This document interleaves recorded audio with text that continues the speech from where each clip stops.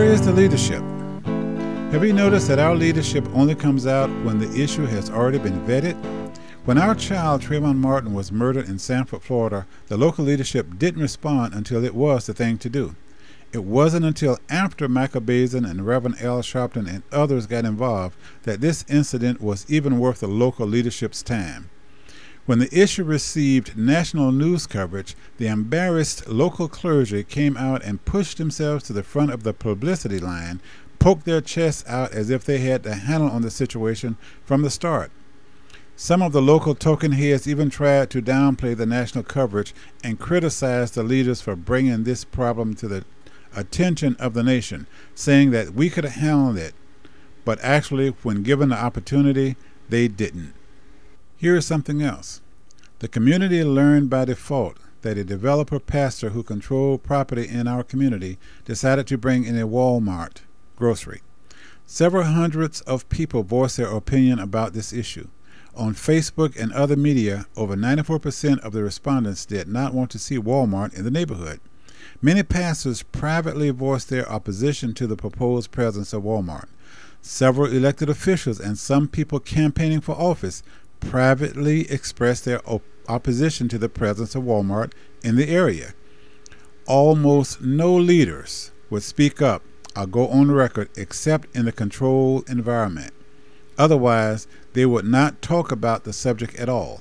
It is so puzzling to me that the leaders for the area are very quiet or non-committal on controversial topics.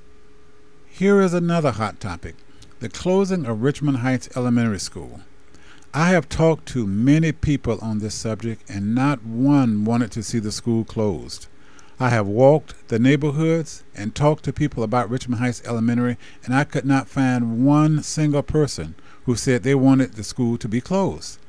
Several residents said that they were supporting their school board representative.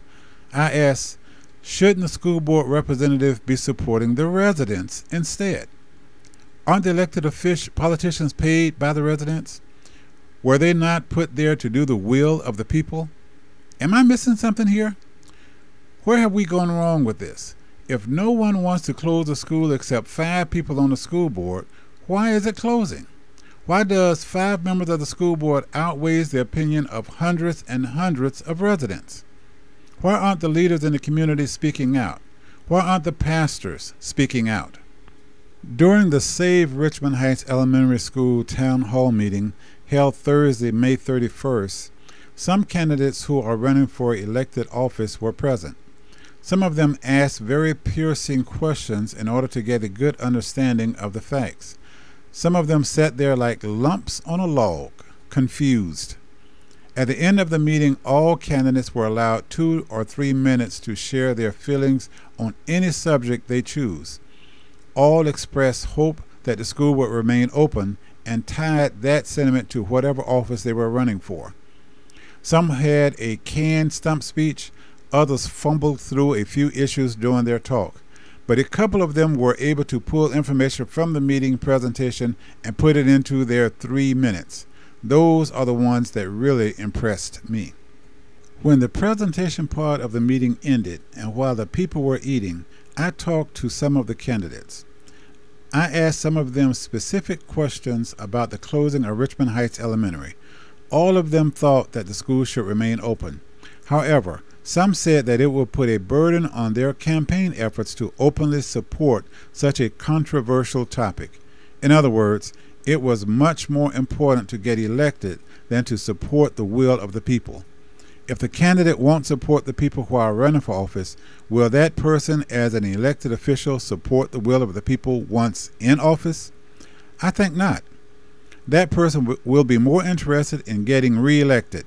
A controversial topic may put a burden on their re-election bid, so they will support and discuss non-issues only. How sad.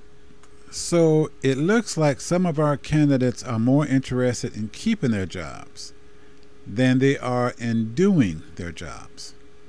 When you talk to a candidate, ask straightforward questions and only accept straightforward answers. Make sure that they are willing to go public with their beliefs, because if they win, you will have to live with their decisions, or you will have to live with their lack of decisions. Thanks. Till next time, this is Larry Robinson.